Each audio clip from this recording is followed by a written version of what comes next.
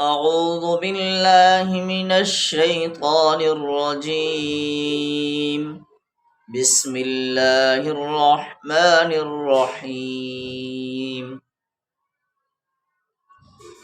ألم تر كيف فعل ربك بأصحاب الفيل؟ ألم يجعل كيدهم في تضليل وأرسل عليهم طيرا أبابيل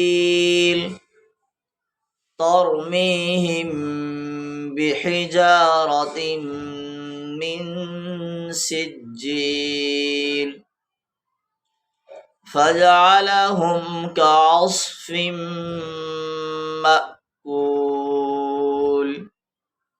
صدق الله العلي العظيم.